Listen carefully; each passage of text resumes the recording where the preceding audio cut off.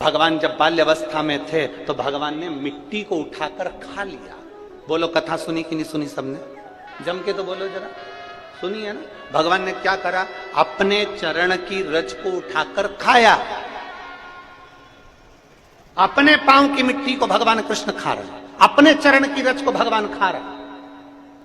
अब दुनिया के लोगों ने कुछ भी बोला हो कि चरण की रज क्यों खाई, माता को ब्रह्मांड का दर्शन कराना था, पृथ्वी का दर्शन कराना था, पूरे विश्व का दर्शन कराना था, पर भगवान कृष्ण से कोई पूछे कि तुमने ब्रज की रज अपने मुख में क्यों खाई, तब भगवान कृष्ण का वाक्य रहेगा, जिन ब्रजवासियों के प्राण पूतना ने हरे थे, उनके प्राण मैंने स्तन में से निकाल कर अपने पेट में रखे थे। ये बाहर के ब्रजवासियों का उद्धार तो मेरे चरण की रस से हो जाएगा, पर जो अंदर ब्रजवासी पड़े हुए हैं इनका उद्धार कैसे होगा? तब भगवान ने अपनी चरण की रज खुद खा ली और अंदर बैठे हुए जीवों का कल्याण कर स्वयं का स्वयं अपने चरण। हिडिंबा देख रही है, जैसे पूतना सुंदर स्त्री का रूप रख कर गई थी, वैसे हिडिंबा बड़ी सुंदर रूप धर कर गई, एक मुनि के सामने पहुंच गई। अड़भंग मुनि अपने वेश में आनंद लेते हुए चल रहे थे। चरण प्रणाम। हिडिंबा ने सुंदर स्त्री का रूप रखकर पहली बार किसी मुनि को प्रणाम करा। ये जब जब साधु संत को देखती थी तो खा जाती थी, आज पहली बार प्रणाम कर रही है। भीम को शिवलिंग की पूजन करते हुए देखा तो हिडिंबा का विचार बदल गया। अब उसने मुनि को संत को खाया नहीं, उनको प्रणाम किया। प्रणाम। लोग कहते हैं, इतने सारे लोग कथा में आते हैं, क्या सबका मन बदल जाता है? हम कहें नहीं बदलता, थोड़ा बहुत तो असर आता होगा। थोड़ा बहुत भी अगर असर आ गया ना शंकर की भक्ति का तो बहुत है, उतना धीरे धीरे धीरे धीरे रमता जाए।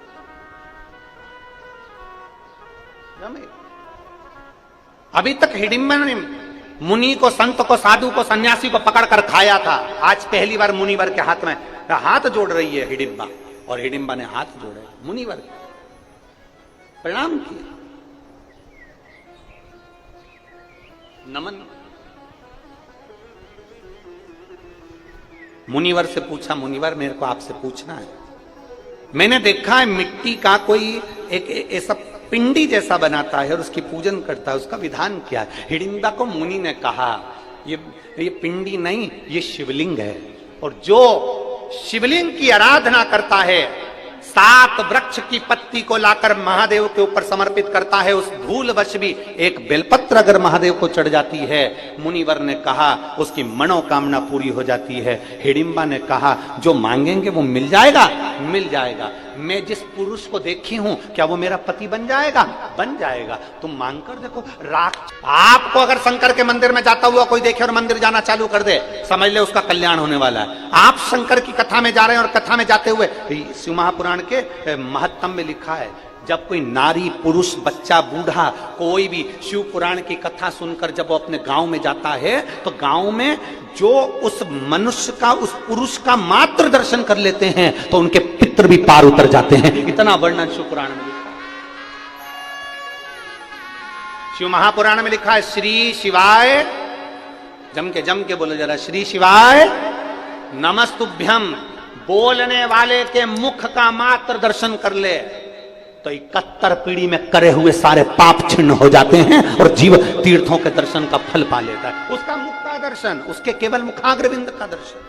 अरे आप लोग हो श्री शिवाय नमस्तुभ्यम बोल कर जाते हो, लोग आपका दर्शन करते होंगे, मुख देखते होंगे, आपका चेहरा देखते होंगे, आपका स्वरूप देखते होंगे, कितनों का कल्याण कर देते हो, कितनों का। महाराज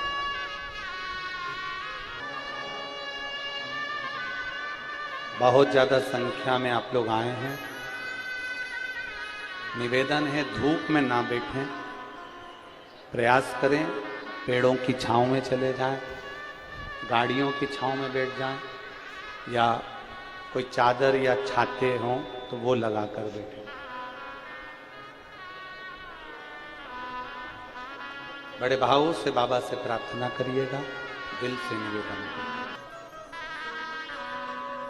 शिव कथा कह रहे, भाव की निर्मलता से परमात्मा की प्राप्ति।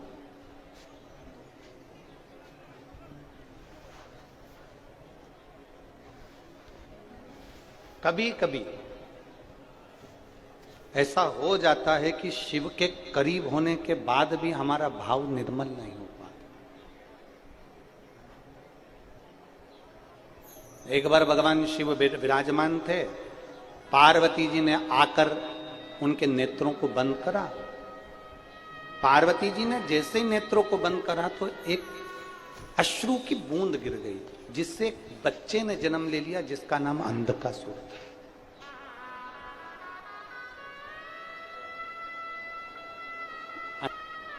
छोटा सा बच्चा माता पार्वती जी ने गोदी में उठा लिया।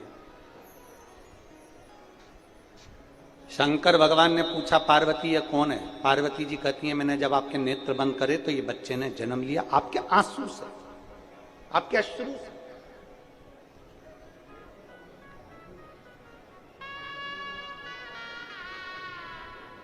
कभी कभी ऐसा होता है जो शंकर के करीब में भी है ना, वो भी शिव से दूर है। मेरी जीजियों,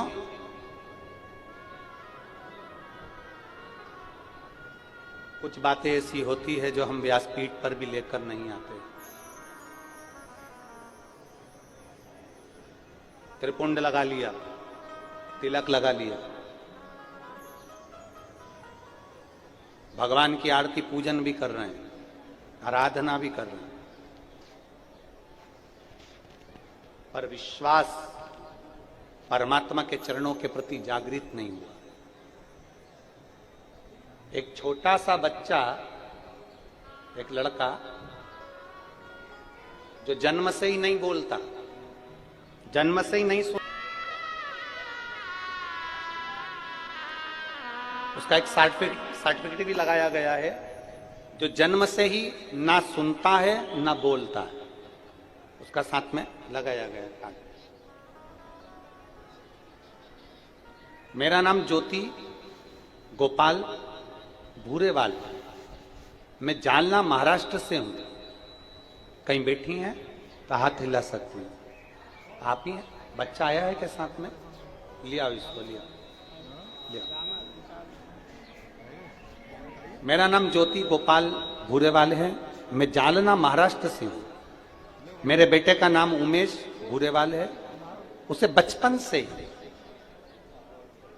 सुनना बोलना नहीं आता। जब से हमने भगवान देवाधिदेव महादेव की शिव महापुराण की कथा सुनना प्रारंभ करी, बेटे को एक बार कान में मशीन भी फिट करवाई तो भी वो सुन नहीं पाता था, बोल नहीं पाता था। बचपन से ही उसका ये क्रम था। हम बड़े परेशान हो गए, बच्चे का जीवन क्या करें। एक महिला को मंदिर जाते हुए देखा तो हमने उनसे पूछा, आप कहां जाती हो रोज जल लेकर? तो कहीं शिव जी के मंदिर। हमने भी अपने बच्चे के लिए शंकर जी के मंदिर जाना चालू किया और शंकर जी को जल चढ़ाते और उन पर चढ़ी हुई बेलपत्र लाकर अपने बच्चे को दे देते, पानी चढ़ा हुआ लाकर अपने बच्चे को पिला देते। गुरुदेव, जिस बच्चे के लिए डॉक्टर ने भी प्रमाण दे दिया बोल नहीं सकता, सुन नहीं सकता, आज मैं बाबा के सामने छाती ठोक कर कह सकता हूं कि मेरा बच्चा शिवजी पे चढ़े हुए जल को और बेलपत्र से सुनना भी चालू करा और बोलना भी चालू करा। ओघड़दानी है। कोई हमसे पूछे तुम्हारी शिव पुराण में है क्या, हम कहते हैं एक बार दिल से सुनकर तो देख, तब मालूम पड़ेगा कि शिव पुराण में है क्या। क्या देता? एक पत्र और है। मेरा नाम कोमल कुणाल हाटेल है। मेरा नाम कोमल कुणाल हटेल, परतवाड़ा आठवाड़ी बाजार पेंशनपुरा से हूं। कहीं बैठी हो आप ही? आ जाओ, एक बेलपत्र ले जाना, आ जाओ। मेरा नाम कोमल कुणाल हाटेल, मैं परतवाड़ा आठवाड़ी बाजार पेंशनपुरा से हूं। भोले बाबा का मैं क्या गुणगान करूं गुरुदेव। मेरी छाती में दर्द हुआ, मालूम पड़ा सोनोग्राफी में कि गठान हो गई। जब छाती में गांठ हुई, डॉक्टरों ने उसकी जांचें प्रारंभ कर दी और जांच करने पर मालूम पड़ा कि वो गठान कैंसर की है। जब गठान कैंसर की थी, जांच बाहर भी गई और सारी जांचें होकर आई तो मालूम पड़ा कि मुझे छाती में जो गठान हुई थी वो कैंसर की गठान। खूब रोई मैं, सोचने लगी कि अब जिंदगी क्या बची, क्या करूं। गुरुदेव, एक बार केवल मोबाइल पर आपकी कथा थोड़ी सी किसी ने भेजी थी और वो मैंने सुनी, मेरा विश्वास हो गया। अब डॉक्टर के पास में अगली जांच जब कराऊंगी जब देवाधिदेव महादेव के सीहोर होकर जाऊंगी। बाबा के धाम गई, रुद्राक्ष चलाई, शिवजी पे चढ़ा हुआ जल पीना प्रारंभ करा, पशुपतिनाथ का व्रत करना प्रारंभ करा, बेलपत्री को उठाकर नंदी के पास बैठकर कुंदकेश्वर महादेव के नाम से खाना प्रारंभ करा। और दूसरी बार फिर मेरी जांच होना प्रारंभ हुई तो जो कैंसर की गठान थी, डॉक्टर ने जांच कर कर मुंबई में कह दिया वो पानी की गठान है, वो कैंसर की नहीं। बाबा ने 4 हॉस्पिटल में मुझे कैंसर बताया गया और अगला हॉस्पिटल ऐसा था कि भोलेनाथ जी की कृपा से मुझे कैंसर नहीं निकला। ये शिव की आराधना है, ये शंकर की कृपा। मैं शिव को क्या गुणगान, महाराज उसको समझना कठिन है। भी कहते हैं टीवी पर कथा आए ना, तुम्हारा मन लगे ना लगे, चित्त लगे ना लगे, तुम्हारा मन है कथा सुनने का नहीं है तो भी अपने घर की टीवी को चालू कर कर रखो, कम से कम शिव पुराण का थोड़ा सा शब्द आपके घर में पहुंचेगा तो घर में भी अगर कुछ तकलीफ होगी तो बाहर नहीं। इतनी करोड़ों लोग, लाखों लोग एक साथ में जब श्री शिवाय नमस्तुभ्यम बोलते हैं तो आधी ऊर्जा तो वैसे ही प्रबल हो जाती है। ना जाने कितने रोग, ना जाने कितनी तकलीफें समाप्त हो जाती है। मेरी जीजियों, पत्र तो इतने हैं कि हम उसको पढ़ नहीं सकते। वो तो जो पढ़ाई में आ जाते हैं 2-4 आपको बोल देते हैं, नहीं तो इन पत्रों की संख्या नीचे रखने की जगह नहीं है, इतने पत्र हैं, इतना पत्र इकट्ठा हुआ। हमने पहले भी कथा में कहा, यदि आप शिव पुराण की कथा में पहुंचे हो, मंदिर तक पहुंचे हो तो कहीं ना कहीं शिव की कृपा है। अगर ये श्री ओम प्रकाश जी, श्री प्रकाश जी जायसवाल कथा करवा रहे हैं तो हमने पहले भी कहा इनके माता पिता की कोई पुण्याई होगी तो ये शिव पुराण की कथा जायसवाल परिवार में हो। सुनने वाले की भी पुण्याई है, कथा करवाने वाले की भी पुण्याई है और कथा बाचने वाले की भी पुण्याई है।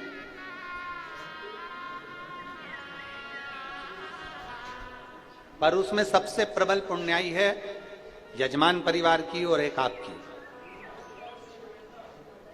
सबसे बड़ी पुण्याई जो ये कथा आपने करवाई और आप श्रवण कर रहे हो और ये बाबा कुबेर भंडारी इस कथा को बात रहा। क्या बोलो, जम के बोलो। इतना पानी पिलाया तुमने, इतना लोगों को चाय पिलाई, वो सामने एक बड़ा स्टॉल लगा है जय झूलेलाल समिति, मैं उनको भी धन्यवाद देता हूं। लगातार प्रतिदिन कुछ ना कुछ प्रसाद में, कभी चना, कभी कुछ, पूरे टाइम ऐसा नहीं कि खत्म हो जाए, उन्हें हलवाई में ही रख रखा है, बनाते जा रहा है, लगाते जा रहा है। हम रास्ते से जाते हैं, बीच में जगह जगह पर कोई ने शरबत का स्टॉल लगा रखा है, कोई ने पानी का स्टॉल लगा रखा है। और ऐसे कई भगत हैं जिनका तो नाम हमको आता भी नहीं, हम तो बस गाड़ी से निकलते हैं तो देख लेते हैं तो ध्यान में आ जाता है तो बोल लेते हैं। ऐसे बहुत भगत है। आप में कई माताएं ऐसी हैं, ऐसा एल्युमिनियम का इतना बड़ा डब्बा, उसमें भर के लिया पोहा, उपमा, खिचड़ी और अपने पास में लेके बैठ गई। जो आसपास की माताएं उनको धीरे धीरे कथा भी सुनती जा रही और निकाल निकाल के देती जा रही। धन्य मेरी परतवाड़ा की जीजियों, मैं आपको नमन करता हूं, प्रणाम करता हूं। हमारे बीच में माननीय विधायक श्री रवि जी राणा जी पधारे हैं, जिन्होंने अमरावती में बहुत सुंदर शिव महापुराण कथा का वाचन करवाया और जनमानस में प्रेरणा दी है। आपका दिया गया, आपका खिलाया गया खाली नहीं जाने वाला। ये पुण्य आपके साथ में, ये पुण्य आपका है। हिडिंबा बैठ गई और हिडिंबा बैठकर भगवान शंकर के ऊपर, बेलपत्र तो जानती नहीं थी, पत्तियां तोड़कर लिया थी पेड़ पौधों की, वृक्षों की, और वो शिव जी पे चढ़ा देती।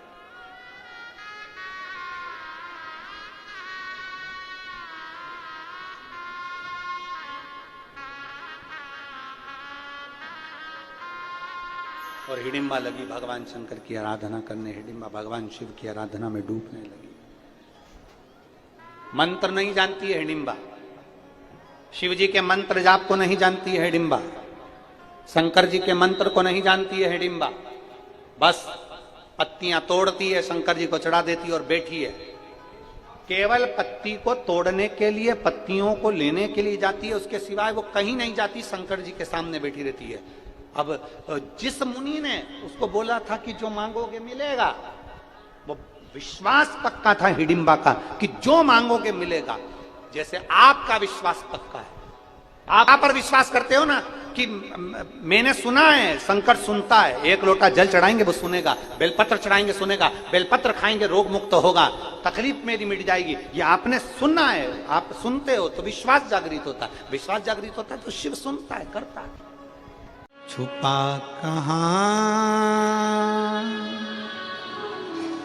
ओ भोले बाबा,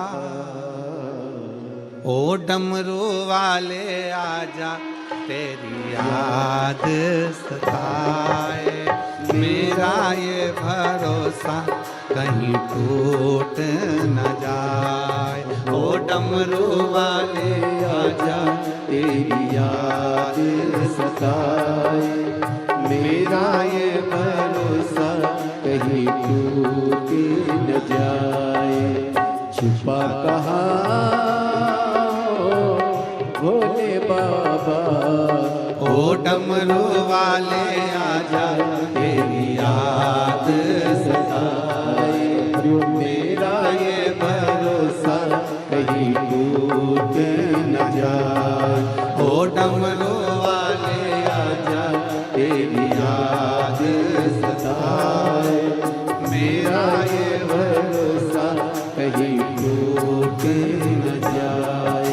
ओ डमरू वाले आजा, तेरी याद सताए, मेरा ये भरोसा कहीं टूट न जाए। छुपा कहाँ भोले बाबा, ओ काशी वाले आजा, तेरी याद सताए, मेरा ये भरोसा कहीं टूट न जाए। ओ काशी वाले आजा, तेरी याद सताए, मेरा ये भरोसा कहीं टूट न जाए।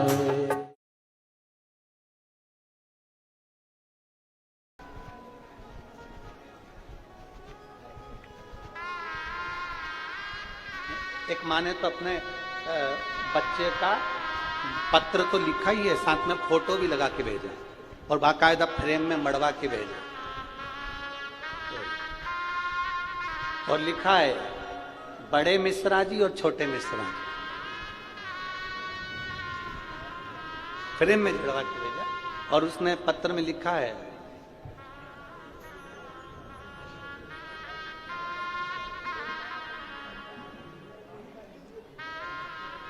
मेरे 4 बच्चे, चारों बच्चों की शादी मैंने एक ही मंडप में करी है, तो लोग कहते थे तेरे यहां औलाद नहीं होगी, तेरी बच्चियों के घर संतान नहीं होगी, और वास्तवता थी कि बच्ची के घर में औलाद नहीं हो रही थी। कई सब जगह डॉक्टरों को दिखाना बंद कर दिया, फिर हमने पशुपति व्रत करा और बाबा की कृपा से जो बच्चे का सुख नहीं था, बाबा ने ऐसी कृपा करी कि 5वां व्रत पूर्ण हुआ और मेरी बेटी के घर में संतान की प्राप्ति हुई। मैं उसका फोटो लगा कर दे दूंगा, आप भी देखो टीवी पर लगा। कहीं बैठी है क्या नाम उसका, ललिता विनोद बड़ेल। मैं वाल्मीकि नगर जिला वाशिम की रहवासी हूं, मेरा मोबाइल नंबर ये है। कहीं बैठी हैं? अच्छा, बच्चे को नहीं लाए हैं क्या? नहीं लाए ना। अच्छा, अब तो नानी होगी इसकी, है ना, शंभू।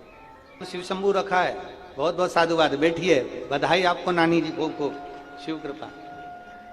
शिव तत्व ओकड़ी है।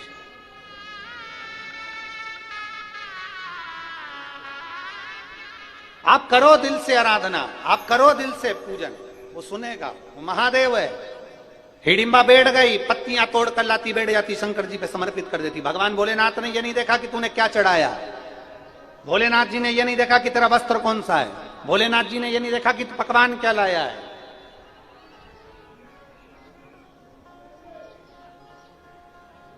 भगवान को कितने भोग लगते हैं? अरे जम के तो बोलो। लोग लिखते हैं 56 भोग लगते हैं। कितने भोग लगते हैं? महादेव को नहीं, मेरे ठाकुर जी को, मेरे राम जी को, मेरे नारायण को, मेरे गणेश जी को, सबको कितने भोग लगते हैं? 56। शिव महापुराण की कथा में बाबा देवाधिदेव महादेव माता पार्वती जी को बड़ा सुंदर एक उपदेश दे रहा है। देवाधिदेव महादेव माता पार्वती जी को उपदेश दे रहा है। उस उपदेश में माता पार्वती जी से कहते हैं, पार्वती सुन, जैसे देवताओं को भोग लगते हैं ढेर सारे, उसी तरह मनुष्य को भी भोग भोगना पड़ते हैं ढेर सारे। भगवान शिव की कथा कह रही है। हिडिंबा ने भगवान शंकर से जो मांगा, शिव ने दिया। ना मंत्र ना साधना, बस दिल से बाबा को बेलपत्र की जगह पत्ते भी चढ़ाए तो स्वीकार करा। आखिरी में हिडिंबा ने मांगा, शिव जी से भीम था, भीम मिला और पति के रूप में। कुछ शिव के करीब होकर भी करीब नहीं हो पाते, जैसे अंधकासुर। अंधकासुर भगवान शंकर के नैन अश्रु से प्रकट हुआ। पार्वती जी कहती है मेरा पुत्र है, शंकर जी कहते हैं इसको पानी में फेंक दे समुद्र के अंदर, ये तेरा पुत्र नहीं है। अंधकासुर को हिरण्याक्ष ने पाला, हिरण्याक्ष को वराह भगवान ने मार दिया। बालक अंधकासुर बड़ा हो गया, सत्ता स्थापित हो गई। तप बल ब्रह्मा जी से कर वर मांग लिया, वर दीजिए मुझे। ब्रह्मदेव ने कहा क्या वर चाहिए? मैं कभी मरूं ना, ये हो नहीं सकता, मरना तो पड़ेगा, जीवन मिला है तो मृत्यु साथ चलिए, मरना तो मुझे वर दीजिए। यदि मैं मरूं तो मैंने अगर अपनी माता को गलत दृष्टि से देखा हो तो मरूं, क्योंकि अंधकासुर को यह मालूम था कि मेरा जन्म माता के गर्भ से नहीं हुआ है। अंधकासुर को यह मालूम था कि मेरे कोई माता पिता नहीं है। अंधकासुर को यह मालूम था मेरी कोई माता है ही नहीं था, तो मातृत्व भाव से लिया था, तो उनका पुत्र कहलाया। ब्रह्मा जी ने वर दे दिया। सब दूर बात पहुंची कि अंधकासुर को शादी करना है, कोई अच्छी लड़की देखी जाए।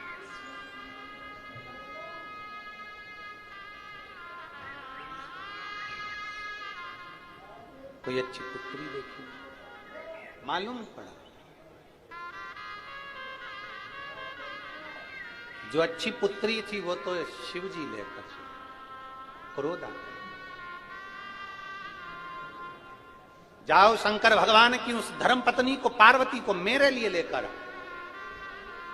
कोई जाने को तैयार नहीं हुआ, तब अंधकासुर स्वयं गया।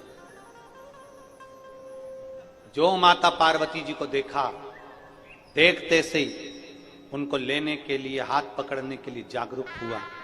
पार्वती मैया को क्रोध आ गया। ब्रह्मा जी ने कहा था अगर तुम अपनी माता को गलत दृष्टि से देखोगे तो तुम्हारे प्राण चले जाएंगे। शिव महापुराण की कथा कहती है संसार की सारी माताएं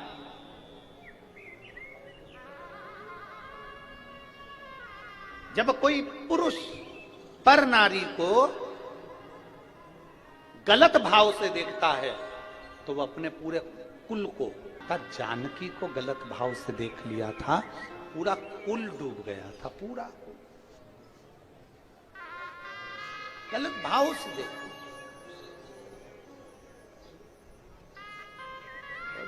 ये जो नेत्र है ना, ये इनको बड़ा रोग लगा है, बहुत बहुत भयंकर रोग है नेत्रों। दो चीजें नेत्रों को बड़ा भारी, कहते हैं ना कि सारे पाप का भुगतान धर्मराज भुगताते हैं, पर दो पाप ऐसे होते हैं जिसका भुगतान भोलेनाथ पृथ्वी पर भुगताते हैं। सारे पापों का भुगतान धर्मराज ऊपर भुगताते हैं, पर दो पाप ऐसे हैं जिसका भुगतान भोलेनाथ पृथ्वी पर भुगताते हैं।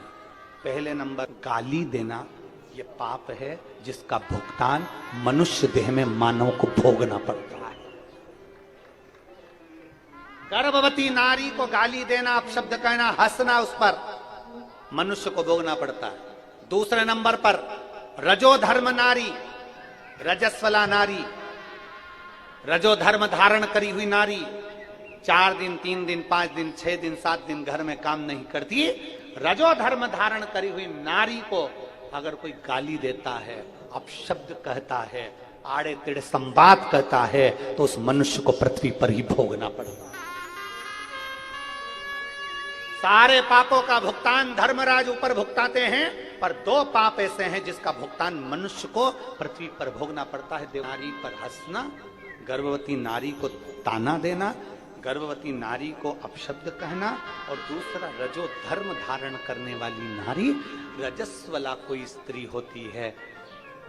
हम तो देवरानी जेठानी जितनी भी होती हैं, इनसे हम हमेशा अपनी कथा में कहते हैं, देखो सासू से भी कहते हैं, बहुओं से भी कहते हैं, घर में अगर तुम्हारी देवरानी रजस्वला धर्म से है और जेठानी को ज्यादा काम करना पड़ रहा है, तो जेठानी से निवेदन है कि कभी भी देवरानी को उस रजो धर्म के समय पर अपशब्द मत कहना। जेठानी रजो धर्म से है और देवरानी को ज्यादा काम करना पड़ रहा है, तो देवरानी से निवेदन है कि जेठानी को अपशब्द ना कहे। ननंद रजो धर्म से है और भाभी को काम करना पड़ रहा है, या भाभी रजो धर्म से ननंद को काम करना पड़ रहा है, तो अपशब्द ना कहना, क्योंकि ये कुछ दिन ऐसे होते हैं जिन दिनों में स्वयं काल अधिपति इसकी गणना करता है। इसलिए निवेदन है कि किसी भी रजो धर्म वाली स्त्री, देखिए रजो धर्म के समय पर माता द्रौपदी का केश पकड़कर खींचकर दुशासन लेकर आया था, जिसका भोग पूरे कौरवों को भोगना पड़ा था। और पूरे कौरवों को क्या, उस सभा में जितने बैठे थे, चाहे भीष्म पितामह बैठे हों, चाहे गुरु द्रोणाचार्य बैठे हों, चाहे धृतराष्ट्र बैठे हों, चाहे गांधारी बैठी हो, सबको भोगना पड़ा।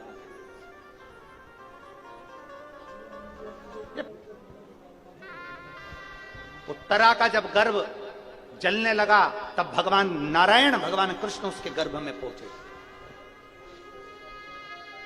और गर्भ में परीक्षा करी थी, तो परीक्षित नाम हुआ था। भगवान कृष्ण ने कहा था, जिस नारी का गर्भ रहता उसकी रक्षा के लिए मैं उसके गर्भ में विराजमान रहता हूं।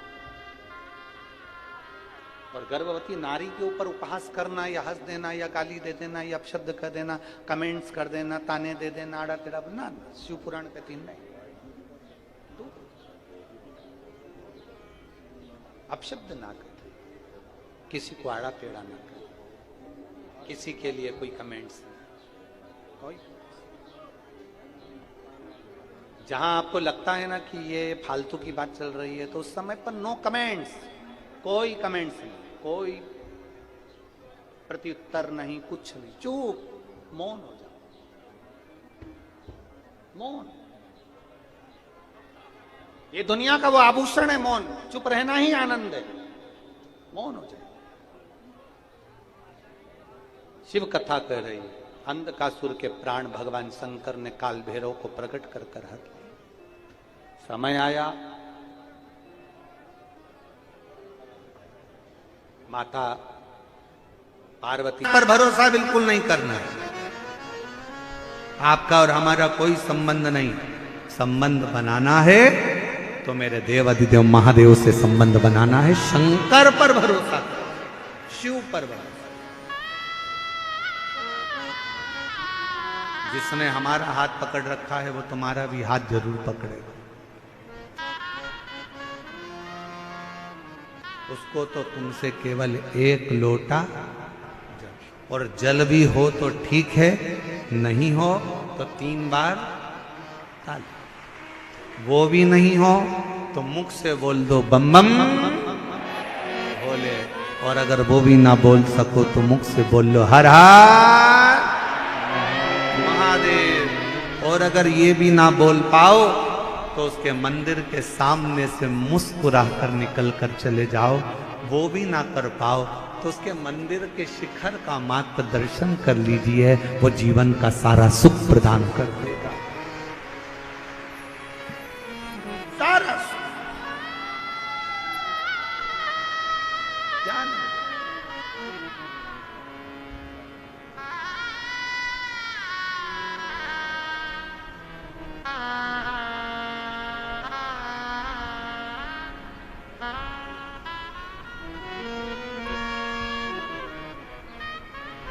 वो शिव है, शिव, वो शंकर है, वो ओघड़ी है। गुरु जी हम जब महाकाल बाबा के दर्शन करने जाते हैं, हम जब केदारेश्वर बाबा का दर्शन करने जाते हैं, तो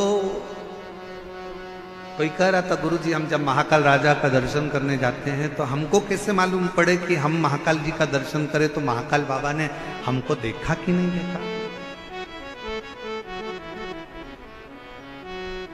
हम जब केदारनाथ जी का दर्शन करने जाएं तो हमें कैसे मालूम पड़े कि केदारनाथ जी ने हमको देखा कि नहीं देखा। हम जब विश्वनाथ बाबा का दर्शन करने के लिए काशी जाएं तो हमको कैसे मालूम पड़े कि विश्वनाथ ने हमको देखा कि नहीं देखा।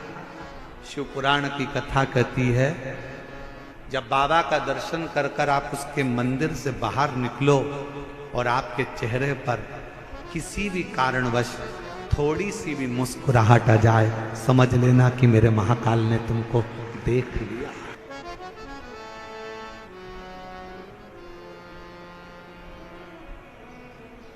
और ये हमारा विश्वास करता है, दिल्ली वालों के चेहरे पर ये मुस्कुराहट, ये प्रसन्नता आज जो देखने को मिल रही है, हम कहें कि मानव सेवा शिक्षा संस्थान और यहाँ की पूरी पुलिस प्रशासन की जो पूरी व्यवस्था है, उसके कारणवश आपको ये प्रसन्नता नजर पूरी धन्यता है। बहुत बहुत साधुता, बहुत बहुत साधु। कल कोई कह रहा था परसों कि गुरुजी आपने कथा का समय शाम को 6 बजे से रात को 9 बजे तक रख दिया, लोग घर में भोजन बनाएंगे कि कथा में आएंगे। अब मैं उनको बताना चाहूं, जरा एक बार अगर कैमरा घुमा दिया जाए ना तो पंडाल का कोई कोना खाली नहीं होगा, टेंट तो टेंट, बाहर का भी कोई कोना खाली नहीं होगा जो रोड तक भगत ना बैठे। शिव है। और यहां आप सीहोर वाले महाराज को सुनने के लिए नहीं आए हो, यहां पंडित प्रदीप मिश्रा से मिलने के लिए नहीं आए। अगर सुनना ही होता तो आप टीवी पर सुन लेते, मोबाइल पर सुन लेते। यहां पर आप इस पंडाल में, पंडाल के बाहर बैठकर अपने बाप से अपने दिल की बात कहने के लिए आए हो कि मैं तेरी बेटी हूं, मैं तेरा बेटा। जिस समय पर नेत्र बंद कर कर श्री शिवाय नमस्तुभ्यम बोला जाता है, भोला सब दुख काटो, हृदय से जब कहा जाता है, और उस समय पर जब मौन हुआ जाता है, तब अपने बाप से एक बेटी, अपने बाप से एक बेटा अपने दिल की बात कहता है। बहुत दुखी हूं बाबा, तेरे आश्रित होकर आई हूं बाबा। दुनिया में कोई मेरे दुख को मिटा नहीं सकता, पर इतना विश्वास रखती हूं बाबा कि तेरी कथा से जब जाऊंगी 3 महीने के अंदर मेरा भी पत्र किसी व्यासपीठ पर तू पढ़ेगा जरूर, ये विश्वास रखती। आप उसकी चौखट तक पहुंचो तो क्या नहीं देगा। भूखे को भोजन, प्यासे को पानी, जय बाबा बर्फानी। उसका नाम ही यही है कि किसी को भूखा नहीं छोड़ता, किसी को प्यासा नहीं छोड़ता। देता है।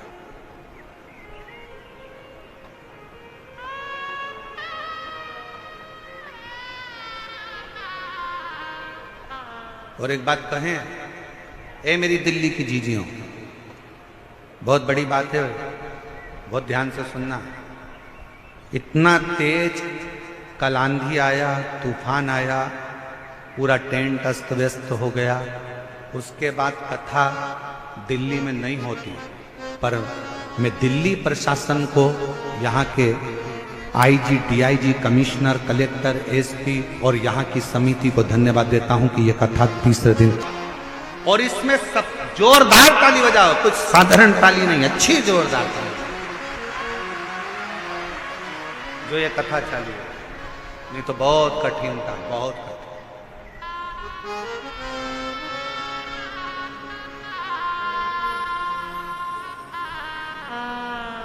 और इसमें सबसे बड़ा बल तुम्हारा भी है, तुम्हारी मर्यादा, तुम्हारा शिव जी के प्रति प्रेम, और दिल्ली वालों ने जो 1 लोटा जल चढ़ाया।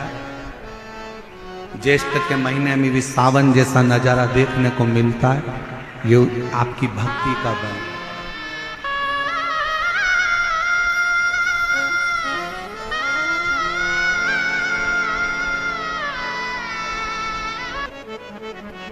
आप कितना उस पर भरोसा करते हो, कितने उस पर आश्रित रहते हो, ये आपके ऊपर निर्भर करता है। हे पार्वती, तुम्हारी माता तुमको हाथ पकड़कर तुम्हारी नानी के घर लेकर गई हैं, और नानी के घर में मत्स्यधा ने, तुम्हारी नानी ने तुमको पार्थिव लिंग का पूजन करना बताया, उसका आराधना करना बताया। कई लोग कहते हैं, क्यों गुरुजी आप उपाय बताते हो? शिव महापुराण की कथा कहती है, देखिए ये इसको उपाय नहीं, इसको पूजन करने की पद्धति कहते हैं, इसको तरीका कहते हैं। डॉक्टर के पास जाते हो, डॉक्टर दवाई देता है, लिख कर देता है, इसको सुबह खाना, इसको दोपहर में खाना, इसको शाम को खाना, इसको ऐसे खाना, इसको पानी से खाना, इसको गर्म दूध से लेना, इसको ठंडे पानी से लेना। शिव महापुराण भी वही बताती है। शिव जी को बेलपत्र कैसे चढ़ाना, शंकर को काली मिर्च कब चढ़ाना, शंकर भगवान को दूर्वा कब चढ़ाना, शंकर भगवान को शमी पत्र कब चढ़ाना, शंकर भगवान को कनेर का फूल कब चढ़ाना, शंकर भगवान के अशोक सुंदरी वाली जगह पर स्पर्श कब करना, कब आपको जया, विषहरा, शामली बारी, दौतली, देव, शंकर जी की बेटियों का स्मरण कब करना। अभी आप, और 27 तारीख को विराम होने के बाद जब 30 मई से 5 जून तक शिवपुत्री, शिव महापुराण की कथा 2 बजे से 5 बजे तक महाराष्ट्र के ओसा जिला लातूर, महाराष्ट्र का ओसा जिला लातूर से 25 किलोमीटर की दूरी पर ओसा गांव है, वहां पर जब ये कथा चलेगी और आप ओसा से, महाराष्ट्र से जब 2 बजे से 5 बजे तक कथा सुनेंगे तो उसमें शंकर जी की बेटियों के जीवन का एक एक चरित्र श्रवण करेंगे, एक एक चरित्र, कैसे हम शिव जी को रिझाएं।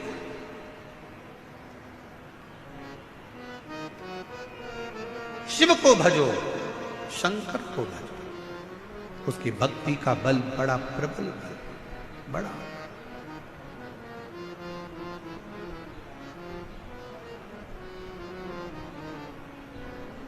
दिल्ली में किसी का नोट का भरा हुआ एक बैग, सूटकेस ऑटो में रह जाए, क्या वापस मिल सकता है? जम के बोलो जरा। अब देखिए,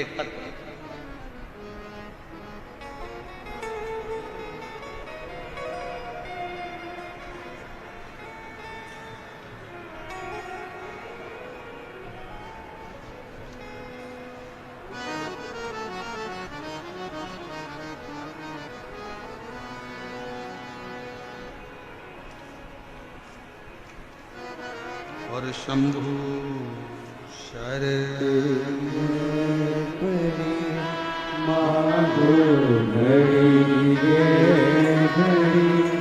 दुख काटो दया करी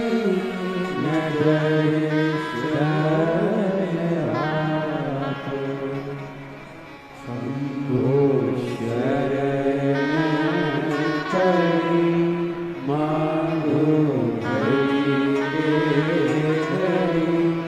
दुख काटो दया करी शरण आपो शंभो शरण करी मांगो घड़ी। पंकज गोयल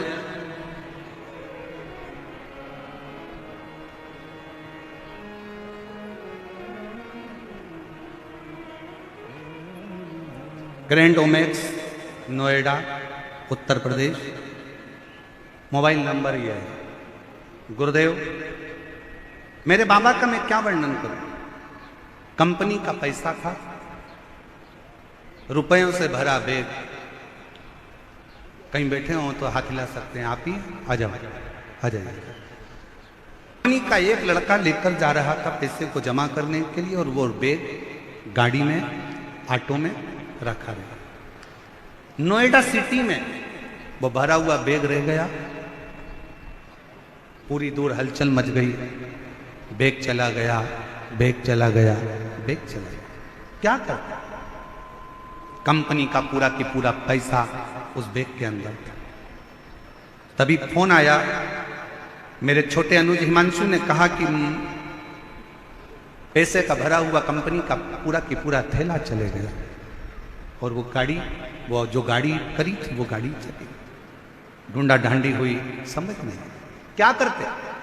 एक बार आपने कहा था भरे हुए कलश में बेलपत्र रखकर तुमरुका जी का नाम लेकर अगर उस पर हाथ रखकर अपनी प्रार्थना करें, श्री शिवाय नमस्तुभ्यम का जप करें तो जरूर मिलता है।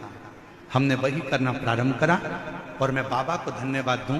कुछ देर बाद ऑटो का नंबर निकला। ऑटो वाला खुद आकर कहता है, भैया आपका एक बैग मेरे ऑटो में पीछे रखा रह गया था, ये बैग आप ले लीजिए। ये बैग ले, ये बैग आप ले लीजिए। क्या हो सकता है गुरु जी ऐसा? पर वो शिव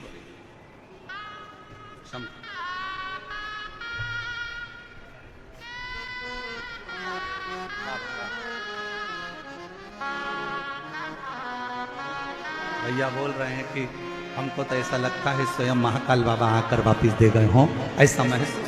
शिव देन, कौन विश्वास, कौन भरोसा, कौन दृढ़ता, किस भरोसे पर। और करता नहीं मैं कुछ भी सरेआम और भोले आपकी कृपा सब काम हो रहा। कौन करेगा, किसकी सामर्थ्य है, कौन दे सकता है, कौन ला सकता है, कौन ढूंढ सकता है, वो आता। और मेरी जीजियों दिल्ली की, मेरे जीजाओं दिल्ली वालों, बहुत सावधानी से सुनिएगा। आपसे निवेदन है, कथा के मंडप में जब आओ, कथा के प्रांगण में, निराकानी मैदान में जब आप कथा श्रवण करने के लिए आओ तो ये सोचकर मत आना कि आप कौन हो, आपका रुतबा क्या है। आप ये सोचकर आना कि मैं मेरे बाप से बात करने के लिए, मेरे शंभू से, मेरे शंकर से मिलने के लिए जा रहा हूं। अपना दुखड़ा उससे कहने के लिए जा रहा हूं, अपने दिल की बात उसको कहने के लिए जा रहा हूं, उससे निवेदन करने के लिए जा रहा हूं। वो सुनेगा, स्वीकारेगा मेरी बात को, स्वीकार कर।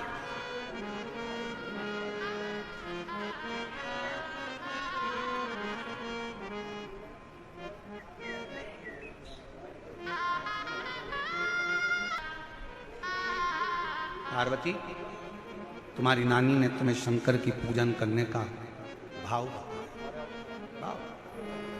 कई लोग कहते महाराज जी आप उपाय बताते। ना ना, हम उपाय नहीं बताते, हम तो शंकर की पूजन का विधान बता रहे हैं कि शिव को कैसे रिझा सकते हो बिना आडंबर के। शिव को तुम्हारा आडंबर नहीं चाहिए, शंकर को दिखावा नहीं चाहिए। बिना आडंबर के रिझा, बिना आडंबर के उसके समर्पित होकर उसके पास जाओ। कोई दिखावा नहीं है।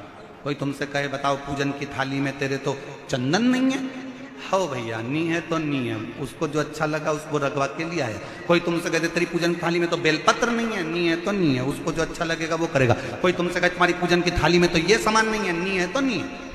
हम तो नहीं मालूम। कोई कहे तुमने ये वाला मंत्र गलत पढ़ दिया, कोई कहे तुमने ये गलत बोल दिया, कोई कहे तुमने ये गलत कर दिया, कोई कहे तुमने पूजन में ये मंत्र बोलना था, कोई ने कहा तुम्हें वो मंत्र बोलना था। हाथ जोड़कर कहना मुझे नहीं मालूम कि मुझे कौन सा मंत्र बोलना था, मैं तो केवल एक मंत्र जानती हूं। एक मंत्र मेरा है, या तो मैं पंचाक्षर मंत्र का जाप कर लूं नमः शिवाय, षडाक्षर मंत्र का जाप कर लूं ओम नमः शिवाय, और नहीं तो मैं तो एक मंत्र जानती हूं श्री शिवाय नमस्तुभ्यम। हे शंकर पार्वती मैं आपको नमन करती हूं, बस इतना जानती हूं, मैं आपको प्रणाम करती हूं और मुझे कुछ नहीं है। शिव पुराण कह रही है स्वधा ने तुमको पूजन करने का विधान बता दिया, विधान, और यही जरूरी है। डॉक्टर की दवाई को एक साथ खा जाओगे असर नहीं करेगी। डॉक्टर की दवाई डॉक्टर कहता है इसको सुबह खाना, इसको खाली पेट खाना, इसको रात को खाना, इसको सुबह खाना, इसको शाम को खाना। आज पहले भी आप लोग शंकर के मंदिर जाते थे, पहले भी आप सोमवार का व्रत करते थे, पहले भी आप सावन महीने में मंदिर जाते थे, पहले भी आप शिवरात्रि पर जाते थे, पर आज के समय में पूरे मंदिरों में जो रोज की भीड़ बढ़ी है, आज के जमाने में जो मंदिर मंदिर में लोग शंकर की आराधना कर रहे हैं, उनको समझ में आ गया कि शंकर को रिझाना कैसे है, शंकर को मनाना कैसे है, कैसे चावल का एक दाना चढ़ाना है, कैसे बेलपत्र चढ़ाना है। उसको समझ में आ गया कि बेलपत्र की डंडी का भाग कहाँ होना चाहिए। जब हम वंश वृद्धि के लिए अगर शिव जी को बेलपत्र चढ़ा रहे हैं तो बेलपत्र की डंडी का भाग अशोक सुंदर की ओर रख रहे हैं। जब हम अपने रोग की मुक्ति के लिए अगर बेलपत्र चढ़ा रहे हैं तो डंडी का भाग अपनी ओर कर कर शिव जी को चढ़ा रहे हैं। जब हम अपने बच्चों के लिए कुछ मांग रहे हैं तो बेलपत्री का भाग हम उत्तर की ओर कर दे रहे हैं। डंडी का भाग उसको समझ में आने लगा कि शिव को कैसे रिझाना, शंकर को कैसे रिझाना। सुधा ने तुमको सिखा दिया, तुम्हारी नानी ने तुमको बता दिया।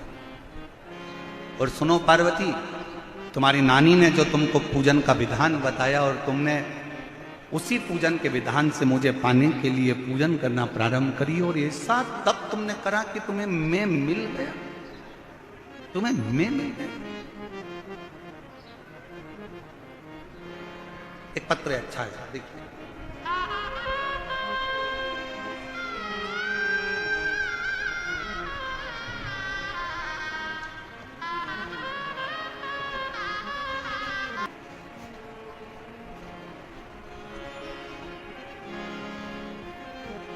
मैं बाबा भोले की बेटी, मेरा नाम आरती बक्सी और मेरे पति का नाम राकेश बस्सी।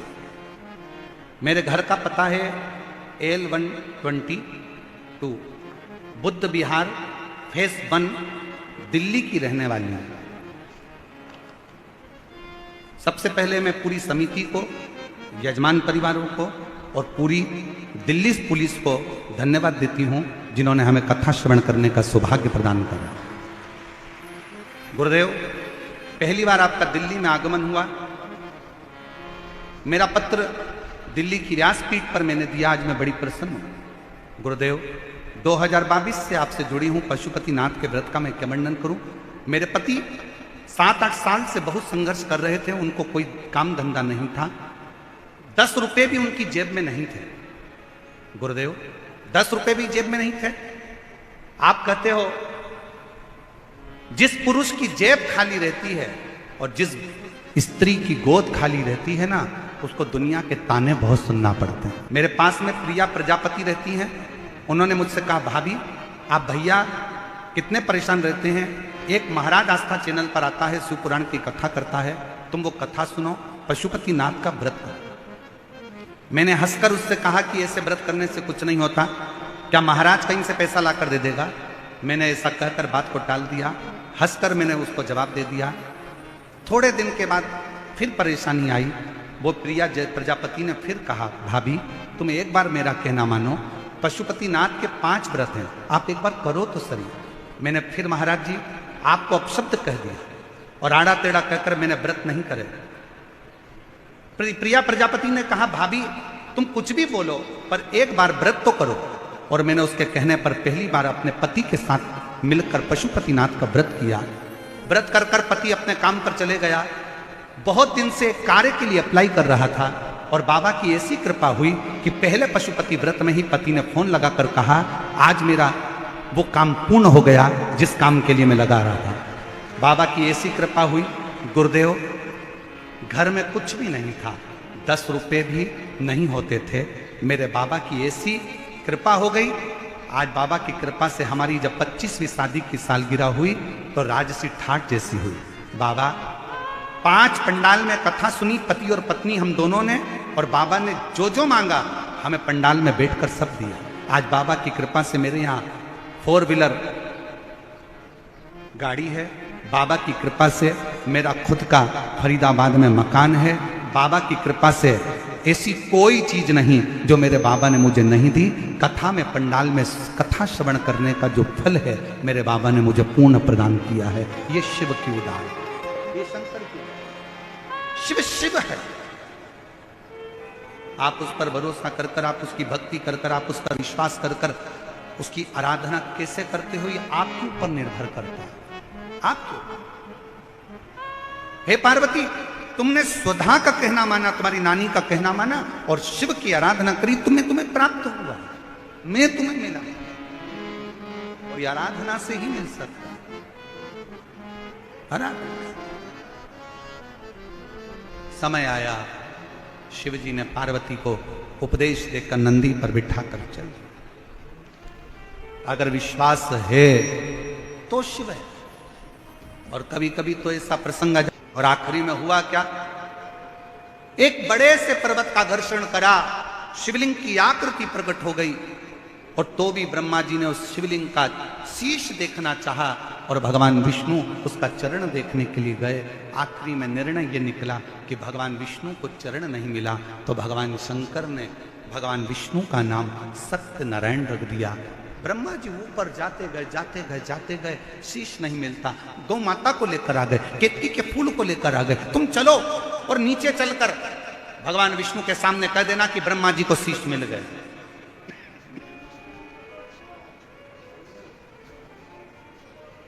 ब्रह्मा जी को यह नहीं मालूम था कि शंकर भगवान को जितनी बेलपत्र में प्रेम है, शिव जी को जितना बेलपत्र से प्रेम है, शिव जी को उतना सत्य से प्रेम है, सत्य से।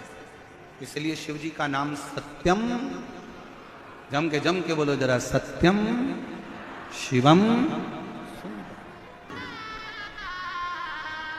गौ माता ने झूठ बोला, शिव जी ने कहा गौ माता होकर झूठ बोलती हो? सारे देवताओं की परिक्रमा आगे से होगी, गौ माता तेरी परिक्रमा पीछे से होगी। गौ माता की परिक्रमा आज भी गाय की पूंछ से प्रारंभ होकर पूंछ पे विराम होगी। केतकी का फूल तू झूठ बोला है, मैं तुझे श्राप देता हूं, सारे देवताओं पर पुष्प चढ़ेगा पर यह केतकी का पुष्प कभी शंकर पर नहीं चढ़ेगा। अगर भूल से भी यह केतकी का पुष्प चढ़ गया तो गौ हत्या के दोष के बराबर दोष है। केतकी नहीं। ब्रह्मा जी ने फिर झूठ बोला, फिर झूठ। और जब झूठ पर झूठ ब्रह्मा जी बोलने लगे तो भगवान शंकर ने अपने पैर के अंगुष्ठ का नख तोड़कर फेंका, काल भैरव को प्रकट कर दिया। काल भैरव से कहा मारो, इस ब्रह्मा का सिर काट दो। जिस ब्रह्मा के मुख से झूठ निकल रहा है उसको काट दिया। शीश काल भैरव ने अपने नख को तोड़कर फेंका और ब्रह्मदेव का शीश कट गया। कटा हुआ सिर लुढ़कता गया, जिससे कर्मनाशा नदी प्रकट हो। कर्मनाश भारत की भूमि पर एक नदी आज भी ऐसी बहती है जो व्यक्ति के कर्म का नाश कर देती है, वो कर्मनाश है। कर्म कटे हुए शीश को देखकर भगवान विष्णु ने प्रार्थना करी कि इस कटे हुए शीश का कुछ करिए। ब्रह्मा जी का कटा हुआ सिर लोग नफरत करेंगे, आप कुछ कृपा करो, आप कुछ करुणा करो। भगवान शंकर ने कहा नारायण आप बोलो क्या करूं, इसको कुछ कर दीजिए। तब भगवान शंकर ने उस कटे हुए शीश को बट वृक्ष बना दिया, बड़ का पेड़। भगवान नारायण बोले इस बड़ के पेड़ को तो कोई पूछेगा भी नहीं, क्योंकि ये भगवान ब्रह्मा जी ने जो झूठ बोला था उसके कटे हुए मुख से ये बड़ का पेड़ बना है, बट वृक्ष बना, उसके कटे हुए शीश से। कौन पूछे, कौन जाने। आप कृपा कर उसी बड़ के पेड़ के नीचे विराजमान हो गए। देवताओं ने शिव जी का नाम बटकेश्वर महादेव रख दिया। बोलो बटकेश्वर महादेव की हार हार महा। ये शिव जी का वो नाम है, कितना भी कर्जा हो, कितना भी दुख हो, कितनी भी तकलीफ हो, बट वृक्ष के नीचे अगर कोई शंकर जी का शिवलिंग है, वहां एक लोटा जल समर्पित करना प्रारंभ करो, शिव जी से प्रार्थना करना प्रारंभ करो। मेरा शंकर भगवान ओघड़दानी तुम्हारे पर कृपा करना प्रारंभ कर देगा और कर्जे से मुक्त करना प्रारंभ कर देगा, कर्जे से। और मान लो अगर कोई बहुत बड़ी तकलीफ आकर खड़ी हो गई हो, बहुत बड़ी तकलीफ, बहुत बड़ा कष्ट आ गया हो, तो बटकेश्वर महादेव का नाम लेकर, बटकेश्वर महादेव का नाम लेकर कहीं पर भी, आपके घर में भी बैठकर आप अगर श्री शिवाय नमस्तुभ्यम का 5 बार स्मरण करोगे तो उसका फल अवश्य प्राप्त। जम के बोलो जरा, बटकेश्वर महादेव। श्री शिवाय नमस्तुभ्यम, श्री शिवाय नमस्तुभ्यम, श्री शिवाय नमस्तुभ्यम, श्री शिवाय नमस्तुभ्यम, श्री शिवाय नमस्तुभ्यम, श्री शिवाय नमस्तुभ्यम। बोलो बटकेश्वर महादेव की हार हार महादेव। भगवान शिव का नाम बटकेश्वर महादेव का। समय आया, आगे वर्णन किया। शिव ओघड़दानी ने बड़ी करुणा की।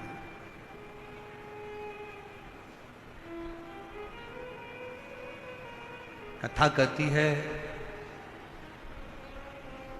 दक्ष प्रजापति के यहां कई कन्याओं का जन्म हुआ और उसी में एक माता सती थी जो शिवजी के साथ में ब्याही थी, अपने प्राणों को छोड़।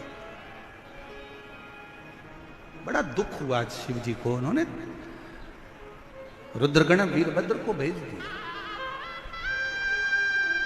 पूरा यज्ञ विध्वंस करने, पूरा यज्ञ। और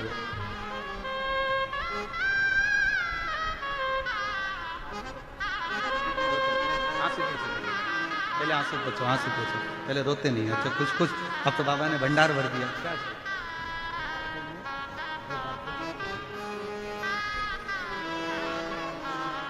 आरती बख्शी, पति की जेब में 10 रुपया नहीं रहता था, बहुत तकलीफ का जीवन था, बहुत कष्ट का जीवन था।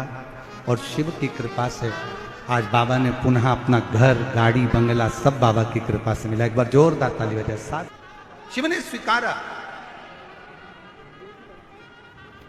सती मैया जलकर भस्म हुई और हिमालय राज के घर में वही पार्वती के नाम से विख्यात हुई, वही सती।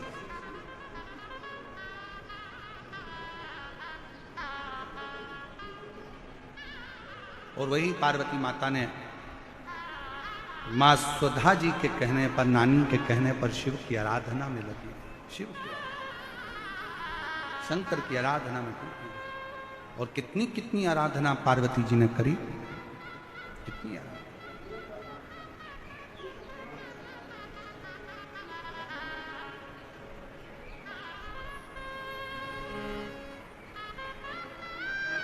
बेलपत्र का सेवन करती, छोड़ दिया। जल का पान करती, छोड़ दिया।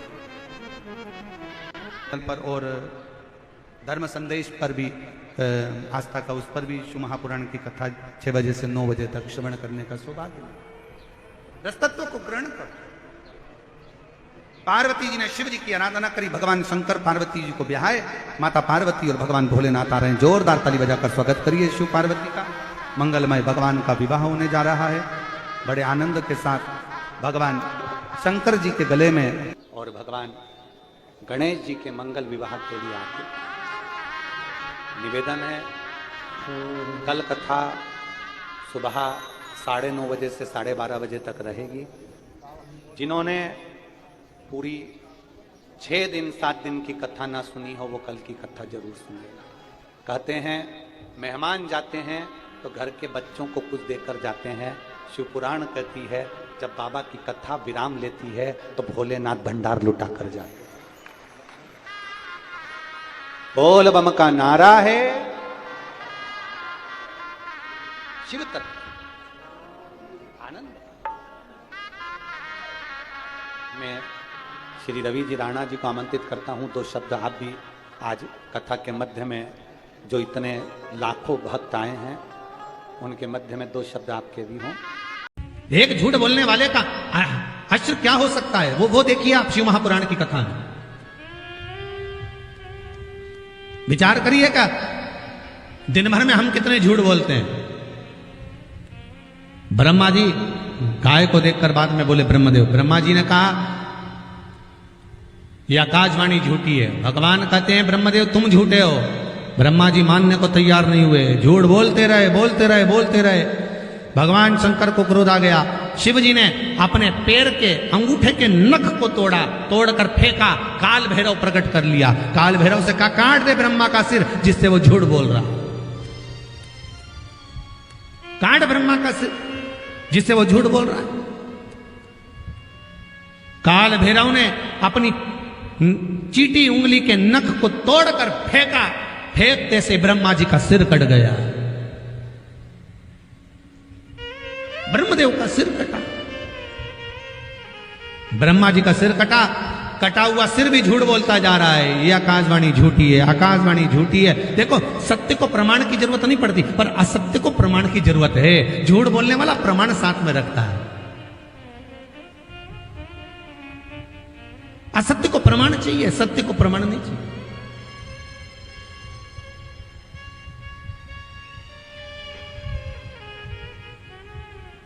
सत्य तो सत्य होता है।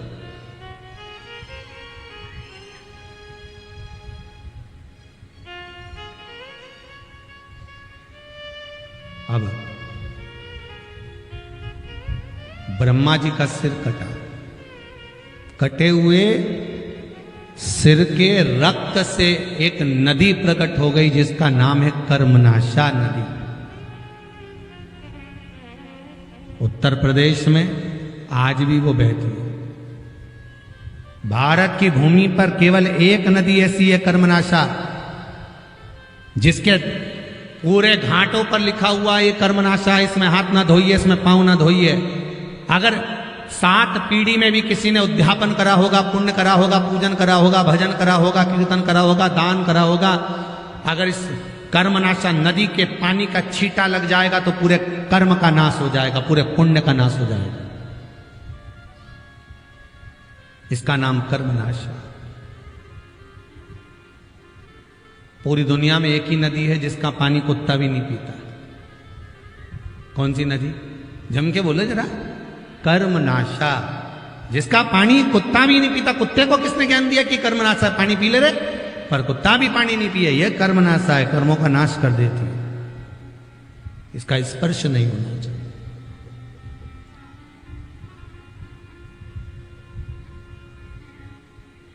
कर्म नाश। महाराज ये नष्ट करने, एक झूठ। शंकर भगवान को आप कुछ दें ना दें, शंकर भगवान को आप बेलपत्र दें, कुछ दे, धतूरा दें ना दें, शिव जी को जल चढ़ाए ना चढ़ाए, शंकर को दूध चढ़ाए ना चढ़ाए, दही चढ़ाए ना चढ़ाए, पंचामृत चढ़ाए ना चढ़ाए, पर शिव को अगर कुछ चढ़ाओ चाहे मत चढ़ाओ, शंकर को सत्य प्रिय है, क्योंकि शंकर को सत्य हमेशा भाता है। सत्यम शिवम सुंदरम, शिव को सत्य में आनंद है, सत्य में।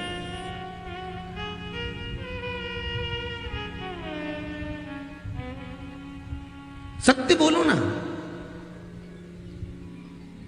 पर आज के जमाने में अगर व्यक्ति सत्य बोल दे ना तो घर भी टूट जाए कहीं होगा।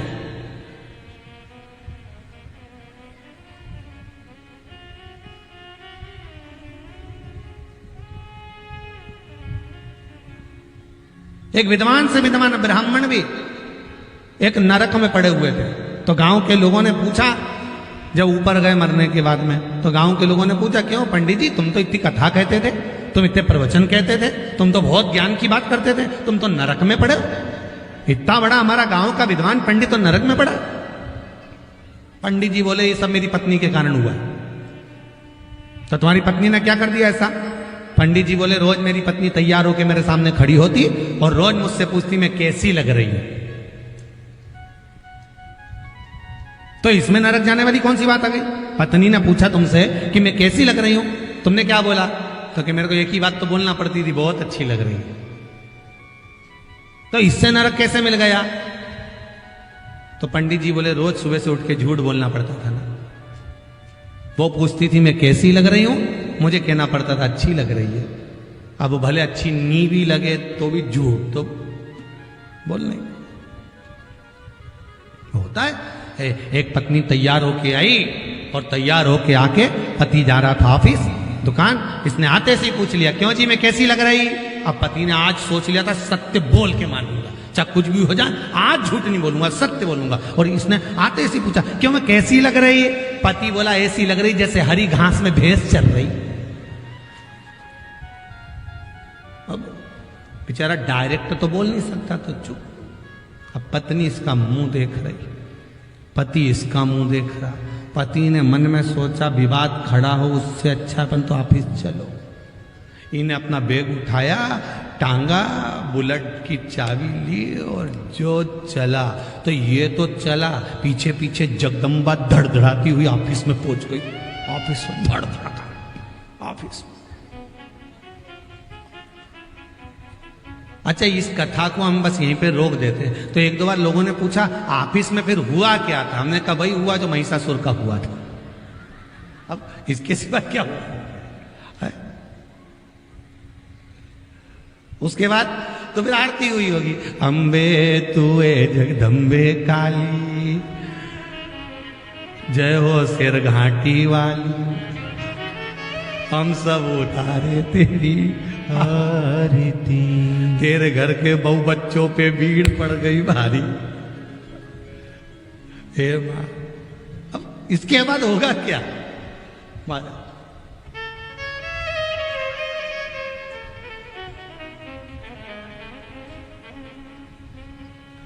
शिव को सत्य प्रिय है।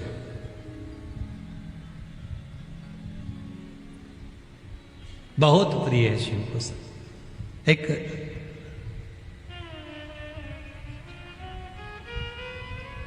एक कौवे को एक हंसनी पसंद आ गई। कौवा उस हंसनी को अपने घर ले आया। अब कौवा हंसनी को ले आया, हंस ने अदालत में केस लगा दिया, मेरी हंसनी को कौवा ले गया। वकील ने कहा, हंस तू चिंता मत कर, तू ही जीतेगा, हंसनी हमेशा हंस की रही है, कभी कौवे की हंसनी हुई है क्या? जीतेगा तू ही। कौवे को मालूम पड़ा कि हंस ने अदालत में केस लगाया, तो कौवा भी अपने वकील के पास गया, ओ वकील साहब कुछ भी हो जाए, हंसनी लेकर आया हूं, हंसनी मेरी होना चाहिए। वकील बोला, कभी नहीं हो सकती, हंसनी हमेशा हंस की रही है, तेरी कभी नहीं हो सकती। नहीं, मुझे तो मेरी करना, क्या करा जाए? वकील ने कहा एक काम करो, जज के घर चले जाओ, थोड़ी सी रिश्वत दिया, हो जज से मिलो, ठीक है। कौआ रात को उड़ता उड़ता जज के घर पहुंच गया। जज साहब से कहा, जज साहब आपकी 7 पीढ़ी वैकुंठ में बैठी है कि नरक में? या तो कौआ जानता है या ब्राह्मण जानता है, और मैं आपकी 7 पीढ़ी को देख रहा हूं, आपकी 7 पीढ़ी वैकुंठ में है कि नरक में? या तो कौआ जानता है या ब्राह्मण जानता है। इसीलिए तो श्राद्ध में कौए को और ब्राह्मण को भोजन कराया जाता है, क्योंकि कौए को मालूम है कि इसकी 7 पीढ़ी कहां पर है। मैं जानता हूं आपकी 7 पीढ़ी कहां है। जज साहब बोले, कहां है मेरी 7 पीढ़ी? वैकुंठ में बैठी है। और सुनो जज साहब, अदालत में आपने मेरा एक काम कर दिया, कुर्सी पे बैठकर बस हंसनी को मेरी बना दिया। मैं वचन देता हूं, जीते जी आपकी 7 पीढ़ी के दर्शन कराऊंगा, पक्का है, वचन देता। जज ने सोचा एक काम करना है और 7 पीढ़ी दादा परदादा परदादा परदादा सब देखने को मिल जाएंगे वैकुंठ में, इससे बढ़कर सुख और क्या होगा। दूसरे दिन अदालत में सुनवाई हुई, निर्णय दिया। जज साहब ने सुनवाई का निर्णय दे दिया कि हंसनी हंस की नहीं है, हंसनी कौए की है। पूरी अदालत त्राही त्राही करने लगी, हंस रोने लगा, हंसनी रोने लगी। ये कहाँ का निर्णय जज ने दे दिया, मुझको कौए की बना दिया। रो रही है, आंखों से जल बहे।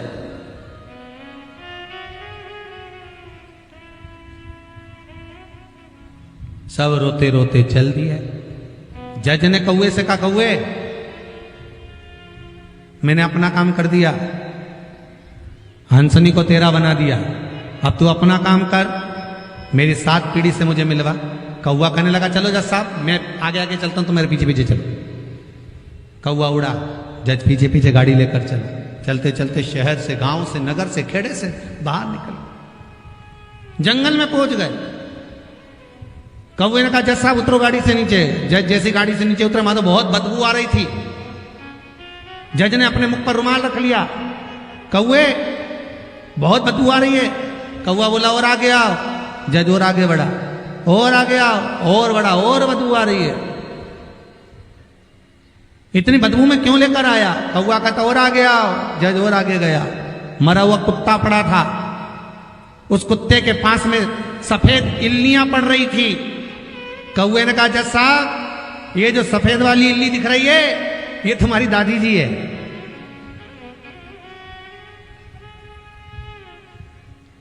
जज साहब, और उसके पास में जो काला वाला कीड़ा दिख रहा है, वो तुम्हारे पिताजी हैं। और उसके पास में जो इल्ली दिख रही है, वो तुम्हारे परदादा जी हैं। जज साहब बोले, रे कौआ, तू तो कहता था कि मेरी 7 पीढ़ी वैकुंठ में है, तो तू इस नरक में क्यों दिखा रहा है? कौआ कहता है, जज साहब जिस समय मैंने कहा था उस समय आपकी 7 पीढ़ी वैकुंठ में थी, केवल आप अपनी कुर्सी पर बैठकर एक झूठ बोल दिए, इसलिए आपकी 7 पीढ़ी वैकुंठ से उतरकर नरक में गिर गई है। केवल एक झूठ बोलने से आपकी 7 पीढ़ी यहां आकर गिर गई। अब विचार करना, जब एक झूठ बोलने से 7 पीढ़ी जज साहब की नरक में आ जाती है, तो तुम दिन भर मोबाइल पे कितना झूठ बोलते हो, तो तुम्हारे दादा परदादा कहां मिलने वाले? विचार करिएगा।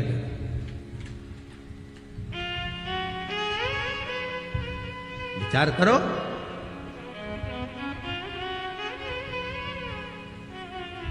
तुम तो सोचते हो कि पिंड दे दिया तो पिंडा छूटा।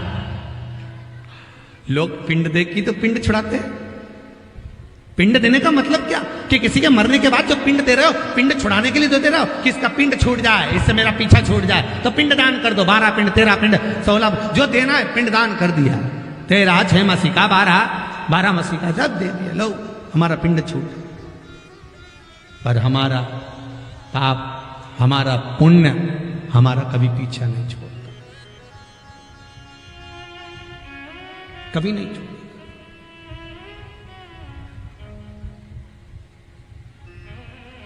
आपके भीतर भजन का बल बढ़ाइए। श्री शिवाय नमस्तुभ्यम का बल बढ़ाइए, शंकर के भजन का बल बढ़ाइए।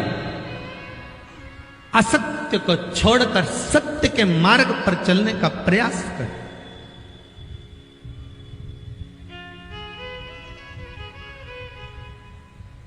सत्य के मार्ग पर चलिए।